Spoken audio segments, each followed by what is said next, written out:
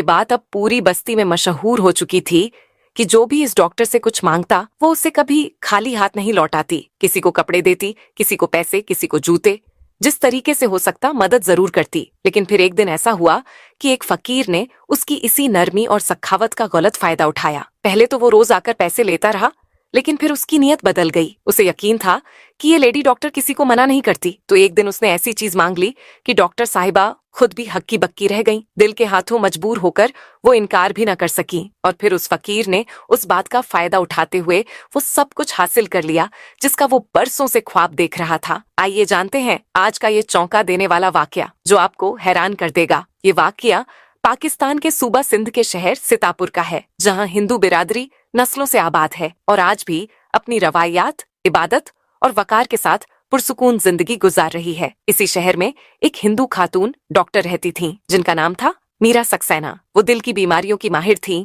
और पूरे शहर में उनकी पहचान न सिर्फ एक काबिल डॉक्टर के तौर पर थी, बल्कि उनकी नरम मिजाजी और रहमदिल फितरत के लिए भी लोग उन्हें इज्जत की निगाह से देखते थे। मीरा के शौहर राघव सक्सेना को एक पुरस्कार हादसे में गुजरे हुए 2 साल हो चुके थे। उनकी मौत के बाद मीरा ने अपने जज्बात को खामोशी में दफन करके खुद को इबादत और खिदमत खल्क में झोंक दिया। वो रोज सुबह 7 बजे महादेव धाम जाती, वही पुराना मंदिर जो शहर के बिल्कुल बीचों बीच वाक़ था, जहाँ सुबह शाम भक्तों की भीड़ लगी रहती। मंदिर की घंटियों की आवाजें गूंजती और माहौल में एक खास रूहानी कैफियत होती। इसी मंदिर के दाखिली दरवाजे पर एक भिखारी रोज बैठा नजर आता। उसका चेहरा गर्द से स्याह, कपड़े मैले कुचैले और फटे हुए, और उसकी आंखों में ऐसी गहराई जैसे बरसों का दुख छुपा हो। वो हर गुजरने वाले से कुछ न कुछ मांगता, लेकिन उसकी निगाहें हमेशा मंदिर के अंदरूनी दरवाजे पर जमी होती, जैसे किसी का इंतजार कर रहा हो। हर रोज जब मीरा मंदिर आती, पूजा करती और वापसी पर उसी भिखारी को कुछ रुपए दे देती। ये उनकी रोज की आदत बन चुकी थी। कभी नागा नहीं होता था। भिखारी ना कुछ कहता,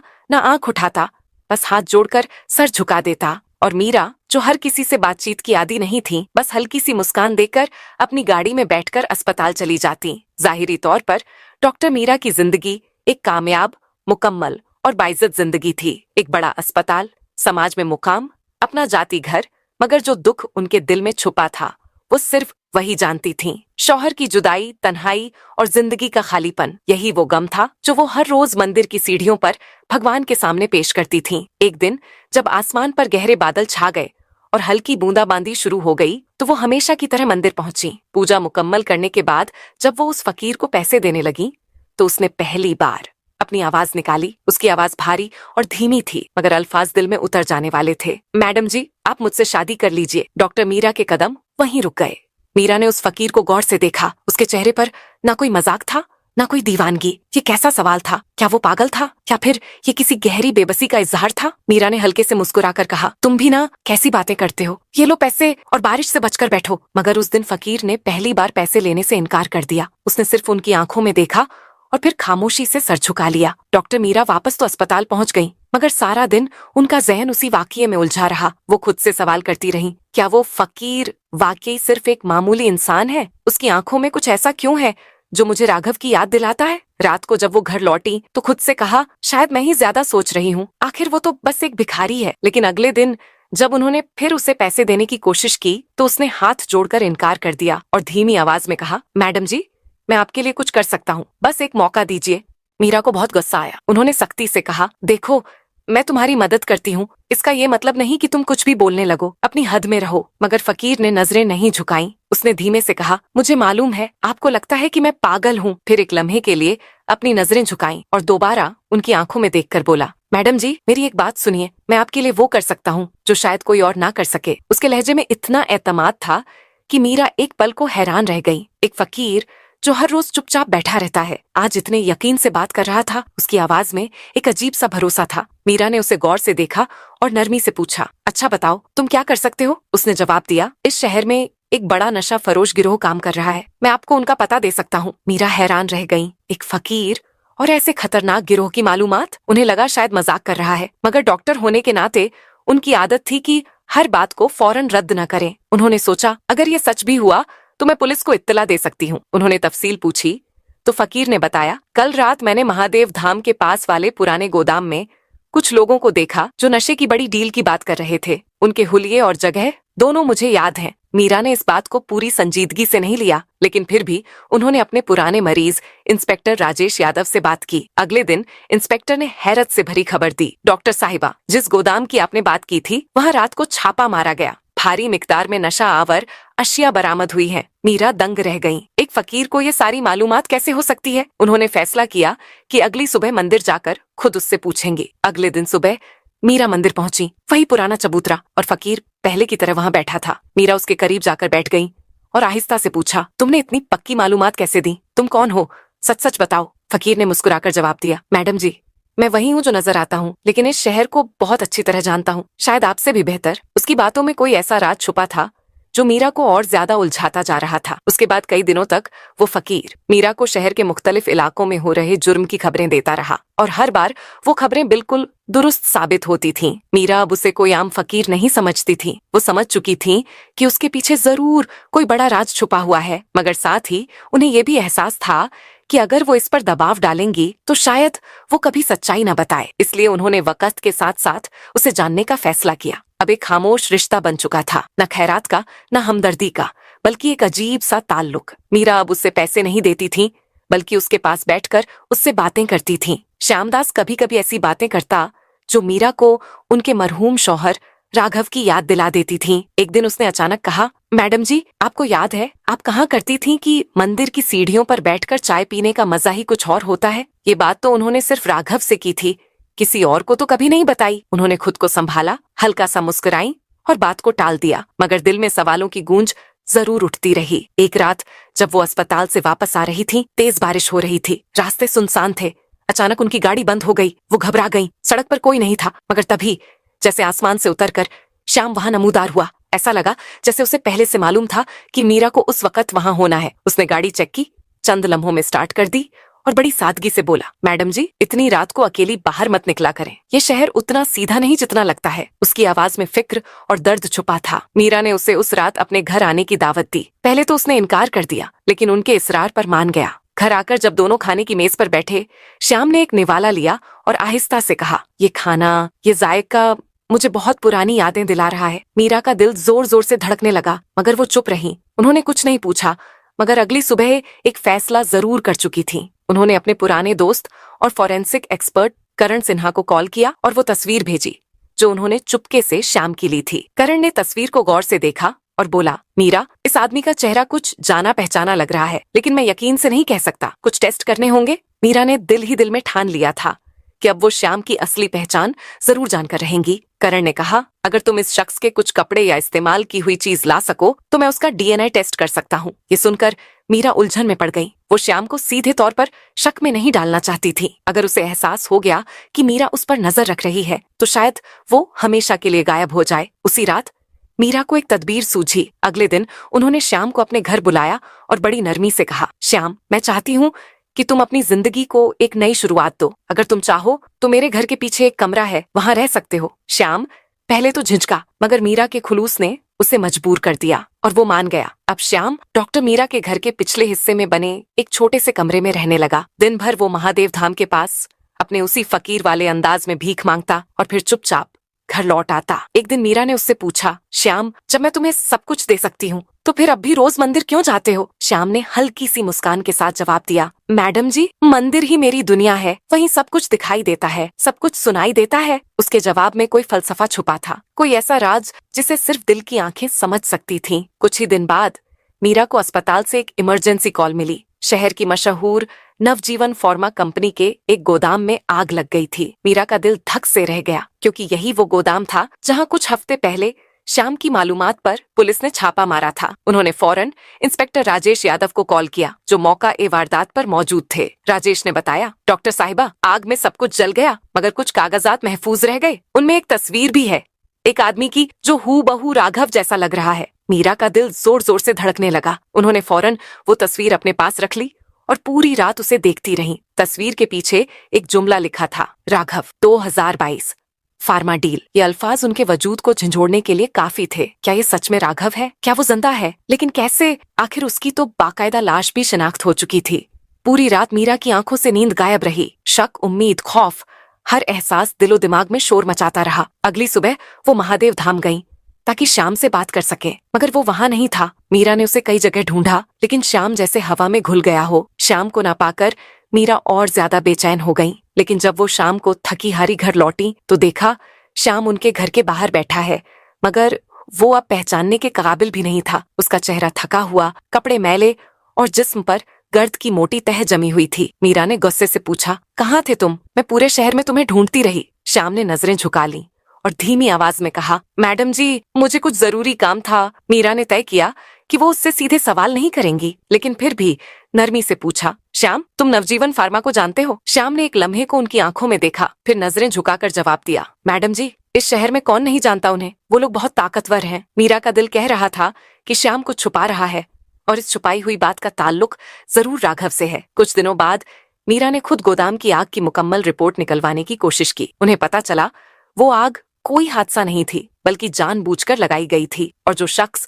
आग लगने से पहले उस इलाके के आसपास देखा गया था, उसकी शक्ल उस तस्वीर वाले आदमी से मिलती थी, राघव जैसी। इंस्पेक्टर राजेश यादव ने मीरा को बताया, डॉक्टर साहिबा, श्याम रोज मंदिर जाता है, मगर रात को वो मंदिर के पास एक पुराने खंडहर में छुपता है और वहाँ कुछ मुश्तबा लोगों से मिलता भी है। मीरा ने खुद उस खंडहर का मुआयना किया। वहाँ उन्हें कुछ पुराने कागजात मिले, जिनमें नवजीवन फार्मा के गैर कानूनी मुआहिदे, काले कारोबार और अंदरूनी नेटवर्क की तफसील थी। मगर सबसे चौंका देने वाली चीज थी उन कागजात के नीचे दबा एक पुराना खत, मिट्टी से सना हुआ मगर अब भी महफूज। जब मीरा ने वो खत खोला तो उस पर सिर्फ एक जुमला लिखा था, राघव, तुम्हें सच छुपाना होगा। ये अल्फाज पढ़ते ही मीरा के हाथ कांपने लगे। क्या राघव वाकई जिंदा है? उस रात मीरा ने श्याम को अपने घर बुलाया। जैसे ही श्याम कमरे में दाखिल हुआ, मीरा ने वो तस्वीर उसके सामने रख दी जो उन्हें गोदाम में मिली थी। उनकी आवाज सख्त हो गई। ये तुम हो श्याम? सच बताओ, तुम कौन हो? श्याम ने तस्वीर को गौर से देखा, फिर उसकी आंखों में अजीब सी चमक आ गई। नरमी से बोला, मैडम जी, कुछ सवालों के जवाब सिर्फ वक्त देता है, लेकिन मैं वादा करता हूँ मैं आपको कभी कोई नुकसान नहीं पहुंचाऊंगा। मीरा को उसका जवाब बिल्कुल पसंद नहीं आया। उन्होंने सख्त लहजे में कहा, श्याम, मैं एक डॉक्टर हूँ और मुझे सच जानने का पूरा हक है। अगर तुमने अब भी कुछ छुपाया तो मैं पुलिस को बुला लूंगी। श्याम मुस्कुराया, सर हिलाया और बोला, अगर आपने मुझे पुलिस के हवाले किया तो वो सच आप कभी नहीं जान सकेंगी जो आपके राघव से जुड़ा है। मीरा के दिल में एक लम्हे को सन्नाटा छा गया। फिर श्याम ने धीरे से उनकी तरफ झुककर एक पता दिया। नवजीवन फार्मा के मरकजी दफ्तर के तहखाने में एक खुफिया कमरा है जहां तमाम गैरकानूनी सबूत छुपाए गए हैं। मीरा ने फौरन इंस्पेक्टर राजेश यादव को इत्तिला दी। पुलिस ने रात के अंधेरे में छापा मारा। भारी मिकदार में नशा आवर दवाएं, काले धन के रिकॉर्ड्स, दर्जनों जाली दस्तावेज, और उन तमाम कागजात में एक नाम बार बार दोहराया गया था। नवजीवन फार्मा के कई बड़े अफसरों को गिरफ्तार कर लिया गया, मगर मीरा के दिल का शक अभी भी नहीं गया था। श्याम अब और भी पुरस्कार हो चुका था। कभी कभी वो रात भर गायब रहता और फिर सुबह ऐसे लौटता जैसे कुछ हुआ ही न हो। मीरा ने एक दिन फिर उससे बात करने की ठानी, मगर इस बार कुछ नहीं पूछा, बस उसे देखा। श्याम खामोश बैठा रहा और उसके चेहरे पर एक अजीब सुकून था। उसी रात एक अनजान नंबर से कॉल आया। दूसरी तरफ एक भारी सख्त आवाज थी, डॉक्टर मीरा, आप बहुत होशियार हो चुकी हैं, लेकिन सच के करीब जाने की कीमत चुकानी पड़ती है। श्याम को छोड़ दीजिए वरना अंजाम भुगतना पड़ेगा। फोन कट गया और मीरा की उंगलियां कांपने लगीं। तो ये सब सच है? श्याम कोई आम फकीर नहीं, वो किसी बड़े राज का हिस्सा है, मगर अब वापसी का कोई रास्ता नहीं था। श्याम का राज जानना मीरा के लिए अब जरूरी हो चुका था, चाहे कुछ भी हो जाए। वो जानती थी कि हर रात श्याम मंदिर से निकलकर किसी अंधेरी गली में जाता है। वहाँ कुछ ऐसे लोगों से मिलता है जो दिन के उजाले में कभी नजर नहीं आते। मीरा ने फैसला किया कि अब वो श्याम का पीछा करेंगी। उन्होंने इंस्पेक्टर राजेश यादव को कॉल किया और एक मंसूबा बनाया। मैं अब रुकने वाली नहीं, चाहे सच जैसा भी हो। मुझे जानना है कि श्याम की हरकतों, उसकी खामोशी और उसकी आंखों में छुपे असरार का राज क्या है। मगर मीरा अभी तक ये नहीं जानती थी कि श्याम दास कोई और नहीं बल्कि उनका शौहर राघव सक्सेना था, जिसकी मौत 2 साल पहले एक सड़क हादसे के तौर पर सामने आई थी। लेकिन वो हादसा सिर्फ एक साजिश थी। राघव एक सॉफ्टवेयर इंजीनियर था जो उसी नवजीवन फार्मा कंपनी के लिए काम करता था, जिसके खिलाफ श्याम लगातार बातें कर रहा था। राघव को मालूम हो गया था कि ये कंपनी नशे की दवाओं की गैर कानूनी तिजारत, मनी लॉन्ड्रिंग और कई काले धंधों में मुलव्विस है। उसने इस सबको बेनकाब करने का फैसला किया। मगर जब कंपनी के मालिक सुरेश मेहता को इसका पता चला तो उन्होंने राघव को रास्ते से हटाने की साजिश रची। राघव किसी तरह बच निकला, लेकिन अपनी जान बचाने के लिए उसे अपनी मौत का ड्रामा करना पड़ा। उसने सबसे दूर होकर शहर के अंडरवर्ल्ड में पनाह ली और श्यामदास का भेष अपनाया। अब मंदिर के बाहर बैठना,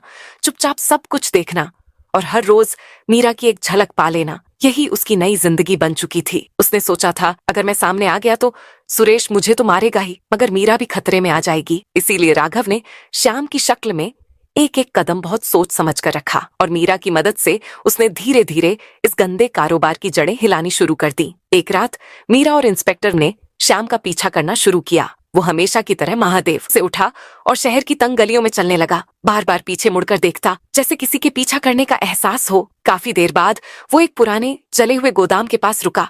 वही गोदाम जहाँ कुछ हफ्ते पहले आग लगी थी। मीरा का दिल जोर से धड़कने लगा। क्या ये वही जगह है जहाँ राघव की तस्वीर मिली थी? क्या श्याम यहाँ कुछ खास तलाश करने आया है? इंस्पेक्टर ने इशारा किया कि वो लोग चुपचाप पीछे से जाएं। वहाँ एक लंबा दुबला पतला शख्स जिसके चेहरे पर घनी दाढ़ी थी, श्याम से धीमी आवाज में बात कर रहा था। बातें तो साफ सुनाई नहीं दे रही थीं, मगर वो शख्स श्याम को एक छोटा सा पैकेट देकर गलियों में गायब हो गया।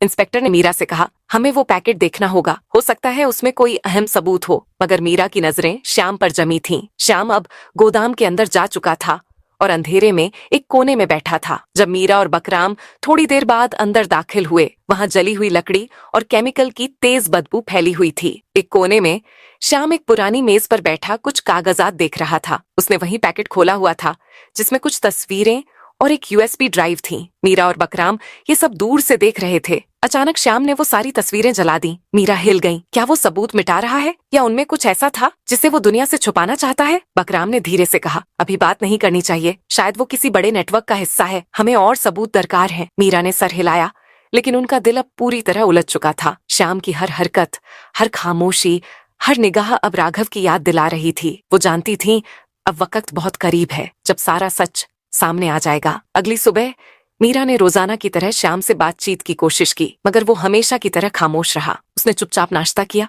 और अपने कमरे में चला गया, जैसे कुछ हुआ ही नहीं। अब श्याम की ये पुरस्कार खामोशी मीरा को खटकने लगी थी। रात को जब मीरा उसके कमरे में गई तो देखा श्याम गहरी नींद में था और वही यूएसबी ड्राइव जो वो गोदाम से लेकर आया था अब भी उसकी जेब में थी। मीरा ने आहिस्ता से ड्राइव निकाली और दबे पांव अपने लैपटॉप की तरफ बढ़ी। ड्राइव में कई फाइलें थीं, कुछ ऑडियो रिकॉर्डिंग्स, कुछ तस्वीरें और एक वीडियो। मीरा का दिल तेजी से धड़कने लगा, मगर उसने हिचकिचाहट को किनारे किया। सबसे पहले उसने एक ऑडियो रिकॉर्डिंग चलाई। 2 आदमियों की आवाजें सुनाई दी। एक आवाज सुरेश मेहता की थी, जिसे मीरा एक चैरिटी इवेंट में मिल चुकी थी। दूसरी किसी अनजान शख्स की जो किसी खुफिया प्रोजेक्ट का जिक्र कर रहा था। साहब, अगर ये फाइल लीक हो गई तो हम सब गए। वो सॉफ्टवेयर वाला बहुत कुछ जानता है। सुरेश ने जवाब दिया, फिक्र मत करो, अब वो हमारे रास्ते में नहीं है, लेकिन एहतियात जरूरी है। मीरा का दिल जोर जोर से धड़कने लगा। क्या वो सॉफ्टवेयर वाला राघव है? फिर उसने तस्वीरें खोलनी शुरू की। तस्वीरों में सुरेश और उसके साथी गोदाम में नशा आवर अशिया की पैकिंग करते नजर आ रहे थे। लेकिन एक आखिरी तस्वीर ने मीरा को झंझोड़ दिया। तस्वीर में एक शख्स खड़ा था।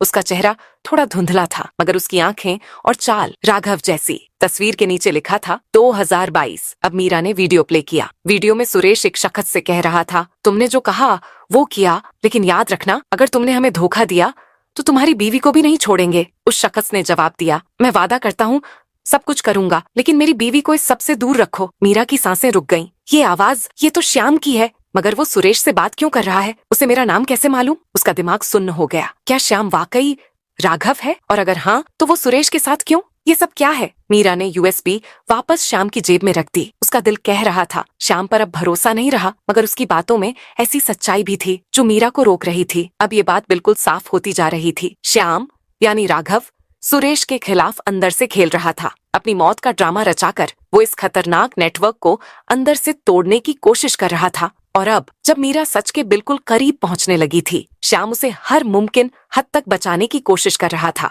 मगर दूसरी तरफ सुरेश को भी अब श्याम पर शक हो गया था। उसने अपने लोगों को श्याम पर नजर रखने का हुक्म दे दिया। अगले दिन करण सिन्हा का कॉल आया, मीरा, डीएनए टेस्ट के नतीजे आ गए हैं, मगर मैं ये बात फोन पर नहीं कह सकता, फौरन मेरे ऑफिस पहुंचो। मीरा ने श्याम को कुछ नहीं बताया। वो तेजी से तैयार हुई और करण के ऑफिस की तरफ रवाना हो गई। करण ने उसे एक लिफाफा दिया और कहा, ये नतीजे तुम्हारी जिंदगी बदल सकते हैं, बहुत ध्यान से पढ़ना। मीरा ने जैसे ही लिफाफा खोला, उसका फोन बजने लगा। दूसरी तरफ इंस्पेक्टर विक्रम की घबराई हुई आवाज थी, मीरा, जहाँ हो वहाँ से फौरन निकलो, श्याम को कुछ लोग उठाकर ले गए हैं, मुझे लगता है ये सुरेश के आदमी हैं। मीरा का दिल जैसे डूब गया। उसने लिफाफा अपनी जेब में डाला और बिना एक लम्हा गंवाए गाड़ी में बैठकर रवाना हो गई। अब उसे यकीन हो चुका था श्याम कोई आम फकीर नहीं है। उसकी आंखों में छुपी कहानी, उसकी खामोशी में दबा दर्द, हर अंदाज राघव की याद दिला रहा था। आखिरकार सारा सच सामने आने ही वाला था। श्याम दरअसल राघव सक्सेना ही था, वो राघव जिसे सबने 2 साल पहले एक हादसे में खो दिया समझा था, मगर असल में वो जिंदा था और एक खौफनाक साजिश के खिलाफ तन्हा लड़ रहा था। नवजीवन फार्मा, जिसका मालिक सुरेश मेहता था, वही इदारा जो न सिर्फ मादा और काले धन का गंदा कारोबार चला रहा था, बल्कि जिसने राघव की जान भी लेने की कोशिश की थी। मगर राघव बच गया और अपनी मौत का ड्रामा रचाकर श्याम दास की शक्ल में गुमनामी में जा छुपा। वो मंदिर के बाहर इसलिए बैठता था ताकि दूर से मीरा को देख सके। वो जानता था कि अगर वो सामने आ गया तो सुरेश उसे और मीरा दोनों को खत्म करवा देगा, इसलिए वो चुपचाप अपनी पहचान छुपाए कंपनी के अंदरूनी राज जमा करता रहा। और अब वो सुरेश और उसके नेटवर्क को बेनकाब करने के बिल्कुल करीब पहुंच चुका था। अब सुरेश को शक यकीन में बदल गया था। उसने श्याम को अगवा करवा लिया और शहर के बाहर एक सुनसान बोसीदा कारखाने में ले गया। उस वक्त बारिश जोरों से हो रही थी, आसमान बिजली से गूंज रहा था, हर चीज में एक खौफनाक मंजर था। मीरा इंस्पेक्टर विक्रम के साथ उस कारखाने तक पहुंची। विक्रम ने पिस्तौल निकाली और इशारा किया, आप पीछे रहें, मगर मीरा ने इनकार कर दिया। मुझे श्याम को देखना है, उसे बचाना है। कारखाने के अंदर श्याम एक कुर्सी से बंधा हुआ था। सुरेश मेहता उसके सामने खड़ा तंजिया अंदाज में हंस रहा था। तू सोचता था हमें धोखा देगा? अब बता, तू असल में कौन है? तू वही सॉफ्टवेयर वाला है ना, राघव सक्सेना? श्याम खामोश रहा। उसने बस सुरेश की आंखों में आंखें डालकर देखा, जैसे उसकी रूह में झांक रहा हो। तभी दरवाजा धड़क से खुला। इंस्पेक्टर विक्रम पुलिस टीम के साथ अंदर घुस आया, हाथ ऊपर। सुरेश, तुम्हारी चालें अब खत्म हो चुकी हैं। गुंडों ने हथियार उठाए, मगर पुलिस की भारी मौजूदगी देखकर वो पीछे हट गए। मीरा दौड़ती हुई श्याम के पास पहुंची, उसकी रस्सियां खोली और कांपती हुई आवाज में पूछा, श्याम तुम ठीक हो? श्याम ने पहली बार उसकी तरफ देखा। उसकी आंखों में दुख भी था और सुकून भी। मैडम जी, आज आपने मुझे बचा लिया। हमेशा मैं ही दूसरों को बचाने की कोशिश करता था। सुरेश को हथकड़ी लग चुकी थी। विक्रम ने मीरा से कहा, ये शख्स चाहे जो भी हो, इसकी दी हुई मालूमात, तस्वीरें, यूएसपी और हिम्मत ने इस पूरे नेटवर्क को बेनकाब कर दिया। बाहर बारिश थम चुकी थी, आसमान साफ हो गया था। मीरा ने धड़कते दिल से वो लिफाफा निकाला।